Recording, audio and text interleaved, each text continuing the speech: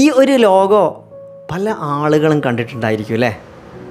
ഇത് വർഷങ്ങൾക്ക് മുമ്പ് തന്നെ പല വീടിൻ്റെയും ഉള്ളിൽ തന്നെ കിച്ചണിലൊക്കെ നമ്മൾ കണ്ടിട്ടുണ്ടാവും.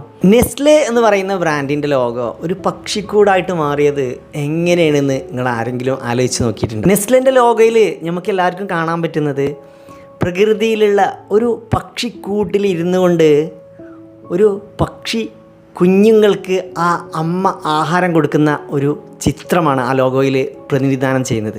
ഒരു അമ്മ സ്വന്തം കുഞ്ഞുങ്ങൾക്ക് ഭക്ഷണം കൊടുക്കുന്നു എന്നത് പ്രകൃതിയിലെ ഏറ്റവും വലിയ വിശ്വാസത്തിൻ്റെ, ലാളിത്യത്തിൻ്റെ ഏറ്റവും വലിയ സൂചനയായിട്ടാണ് നമ്മളെല്ലാവരും മനസ്സിലാക്കിയിട്ടുള്ളത്. അതെ, നെസ്ലെ എന്ന് പറയുന്ന ബ്രാൻഡും പറയുന്നത് ആ ഒരു കഥ തന്നെയാണ്. യഥാർത്ഥത്തിൽ ഫുഡല്ല ഇവിടെ കൊടുക്കുന്നത്, കെയറാണ് ഇവിടെ കൊടുക്കുന്നത്.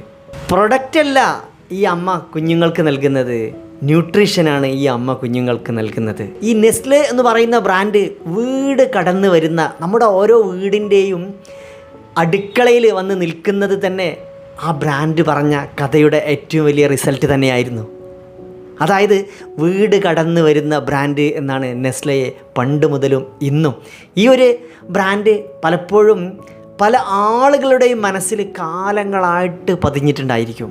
അതുകൊണ്ട് തന്നെയാണ് വീട് കടന്നു വന്ന ബ്രാൻഡ് എന്ന് നെസ്ലയെ പറയുന്നത്. യഥാർത്ഥത്തിൽ നെസ്ലെ ഇവിടെ ചെയ്യുന്നത് ഒരിക്കലും ഭക്ഷണമല്ല വിൽക്കുന്നത്, വിശ്വാസമാണ് വിൽക്കുന്നത് എന്നാണ് ഇതിൻ്റെ ഏറ്റവും വലിയ യാഥാർത്ഥ്യം.